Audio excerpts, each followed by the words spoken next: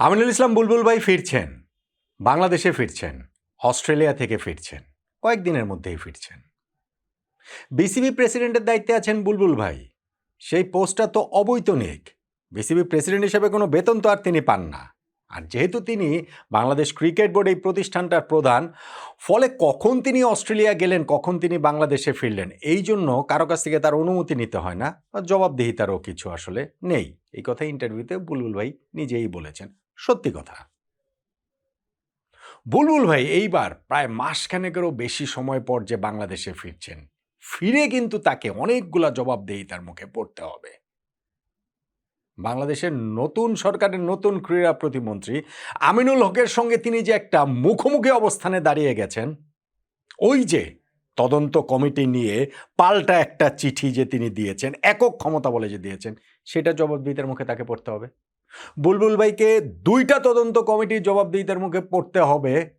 BCB নির্বাচনটা কিভাবে হয়েছে সেই তদন্ত কমিটি, এবং আরও একটা তদন্ত কমিটি তো গঠিত হবার কথা যে বিশ্বকাপে বাংলাদেশ কেন খেলেনি, এগুলোর মুখোমুখি তাকে হতে হবে। তাকে মুখোমুখি হতে হবে বিসিবির ইন্টারনাল যে বিভিন্ন ইস্যুজ রয়েছে, এবং সেইখান থেকে তার একজন বিসিবি পরিচালক আমজাদ হোসেন তিনি যে পদত্যাগ করেছেন, সেগুলো নিয়েও তার কলিগদের প্রশ্নের মুখোমুখি বুলবুল ভাইকে হতে হবে, হতে হবার কথা। সংগঠকদের প্রশ্নের মুখে তাকে পড়তে হবে, কোর্টের প্রশ্নের মুখেও তাকে পড়তে হতে পারে, ক্রিকেটারদের প্রশ্নের মুখেও আমিনুল ইসলাম বুলবুল ভাইকে পড়তে হবে। ফলে বুলবুল ভাইয়ের এইবারের ফেরাটা কিন্তু অন্যরকম।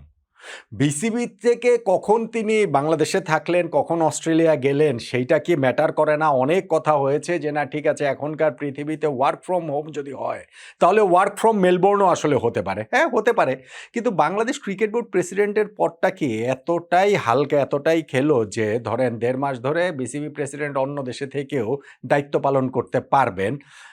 কাজ তো হয়েছে, বিসিবি তো আর বন্ধ হয়ে যায়নি। তো সেই কাজ তো সবসময় সব জায়গাতে হবে। ঠিক আছে, সেই জবাবদিহিতে তিনি না করলেন। কিন্তু এই যে এত জবাবদিহিতার কথাগুলো যে আমি বললাম, সেগুলো সামলে বুলবুল ভাই কি টিকতে পারবেন এই দফায়? বিসিবি প্রেসিডেন্ট হিসেবে ৪ বছরের যে মেয়াদ, যে টেস্ট ম্যাচ খেলার স্বপ্ন তিনি দেখেছেন, সেই স্বপ্ন পূরণ কি হবে বাংলাদেশের ১ম টেস্ট সেঞ্চুরিয়ানের? বুলবুল ভাই অনেকগুলা জায়গাতেই ঝামেলা পাকিয়ে রেখেছেন, এবং সেইখানটাতে তার যে স্বেচ্ছাচারিতা, তার যে একক সিদ্ধান্ত নেবার ব্যাপার-স্যাপার, সেগুলো অনেক বড় হয়ে দেখা দিচ্ছে। সবচেয়ে বড় হয়ে দেখা দিচ্ছে বাংলাদেশের বাস্তবতায় যদি আপনি বলেন, তাহলে বুলবুল ভাইয়ের ওই চিঠিটা বাংলাদেশ ক্রিকেট বোর্ড জাতীয় ক্রীড়া পরিষদের তদন্ত কমিটিকে চ্যালেঞ্জ করে যে একটা প্রেস রিলিজ পাঠিয়েছে সেটা, এবং জানা গেছে সেই প্রেস রিলিজটা বিসিবির কারোর সঙ্গে কনসাল্ট করে তিনি করেন নাই। অন্ততপক্ষে বিসিবির কোনো বোর্ড মিটিং, বিসিবির সভা মিনিটসের মধ্যে রয়েছে এরকম কোনো কিছু না। তিনি ওরকম একটা তদন্ত কমিটিকে চ্যালেঞ্জ করে এনএসসির একটা প্রেস রিলিজ দিয়ে দিলেন, এবং এক পরোক্ষ হুমকি দিয়ে দিলেন যে এইটা যদি ইলেকশন নিয়ে কোনো কথাবার্তা বলা হয়, তদন্ত করা হয়, বিসিবি যদি অন্য রকম, সরকার যদি এই তদন্ত কমিটি অন্য কোনো রকম কিছু ভাবে, তাহলে আইসিসি থেকে বাংলাদেশকে নিষিদ্ধ করে দেওয়া হবে, এরকম পরোক্ষ হুমকি টুমকি তিনি দিয়েছেন। এনএসসির চেয়ারম্যান তো পদাধিকার বলে ক্রীড়া প্রতিমন্ত্রী আমিনুল হক। আমিনুল হককে তিনি চ্যালেঞ্জ করেননি?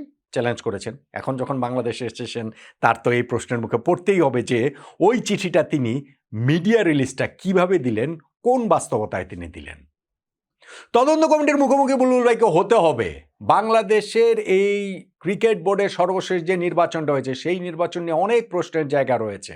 এখন যখন এনএসসি একটা তদন্ত কমিটি গঠন করে দিয়েছে, আনুষ্ঠানিকভাবে সেই তদন্ত কমিটির কাছে জবাবদিহিতা আমিনুল ইসলাম বুলবুল ভাইকে করতে হবে, এবং স্পেশালি ওই যে দেশের ৬৪টা জেলা ক্রীড়া সংস্থার কাউন্সিলর নির্বাচনে ডিসিদের যে হচ্ছে গিয়ে চিঠিকে তিনি পাল্টে দিয়েছিলেন, পাল্টা চিঠি দিয়ে কোন ক্ষমতা বলে তিনি আসলে দিয়েছেন নির্বাচন যদি প্রভাবিত করতে না চান, তৎকালীন যুব ও ক্রীড়া প্রতিমন্ত্রী আসিফ মোহাম্মদ সজীব ভুঁইয়ার সাথে কোন যোগসাজশে তিনি এগুলো করেছেন, এবং ওই যে ক্লাবগুলো যাদেরকে হচ্ছে গিয়ে কোর্টের রায়ে একবার স্থগিত করা হয়, কাউন্সিলরশিপ আবার দেওয়া হয়, আবার স্থগিত করা হয়, এইসব প্রশ্নের মুখোমুখিও তদন্ত কমিটির সামনে গিয়ে আমিনুল ইসলাম বুলবুল ভাইকে হতে হবে।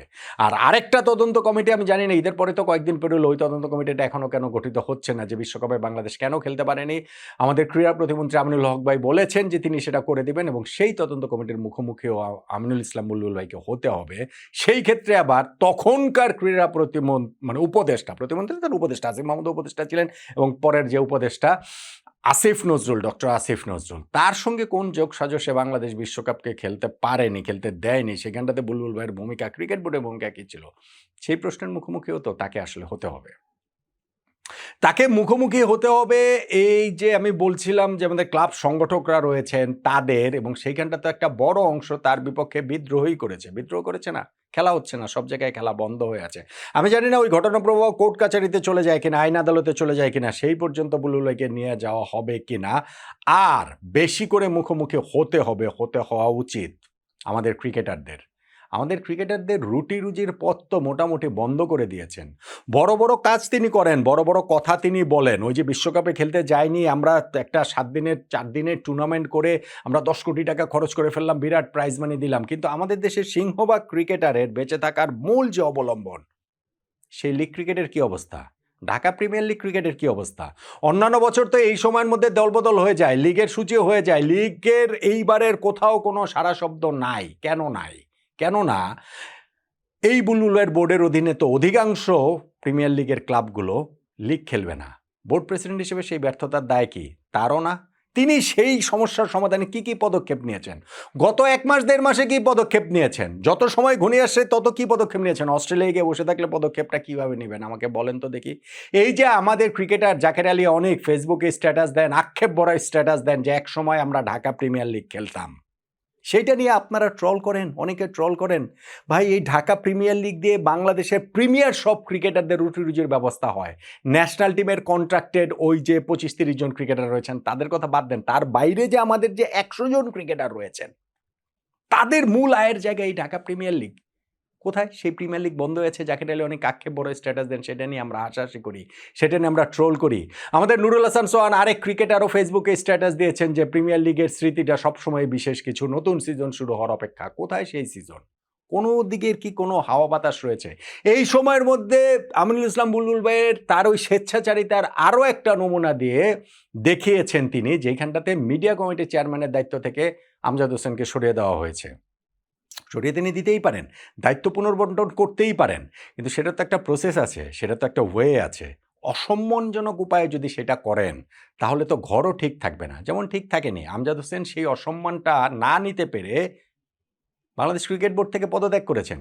ক্রিকেট বোর্ডের পরিচালকদের মধ্যে ইশতিয়াক সাদিক পদত্যাগ করেছেন নাম্বার 1, এখন আমজাদ হোসেন পদত্যাগ করলেন নাম্বার 2। এই পদত্যাগের পাল্লা যত দিন যাবে তত আরও ভারী হতে থাকবে বলেই আমার কাছে মনে হয়। আমি অনেক আগেই আপনাদেরকে একটা কথা বলেছিলাম, বাংলাদেশ ক্রিকেট বোর্ড প্রেসিডেন্টের পদ থেকে আমিনুল ইসলাম বুলবুল ভাইয়ের বিদায় হবে অসম্মানজনকভাবে, ভীষণ রকম অসম্মানজনকভাবে, এবং আমার কথাতে আমি এখনো অটল। আমি সেটা দেখতে পাচ্ছি যে সেই অসম্মানের বিদায় বুলবুল ভাইয়ের জন্য ওয়েট করে আছে। আমি বলেছিলাম যে এই 12ই ফেব্রুয়ারি নির্বাচনের ফল পরবর্তী সময়টাতে ক্রিকেট বোর্ডে যে 4 বছরের মেয়াদ, তারা 4 মাস কাটিয়েছিল, আর 4 মাস তারা কাটাতে পারবে না। এবং আমার এখনও সেটাই মনে হয় যে ওই 4 মাস সময় এই ক্রিকেট বোর্ডের হাতে আর নাই।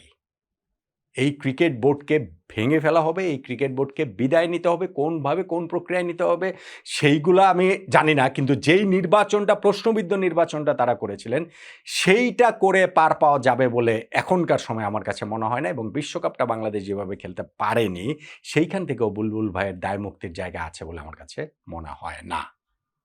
বুলবুল ভাই যখন বাংলাদেশ ক্রিকেটে এসেছিলেন তিনি এই যে যখন প্রথমবারের মতো গত বছর আসলেন, বলেছিলেন মুখে মুখে যে জমি বিক্রি করতে এসেছেন।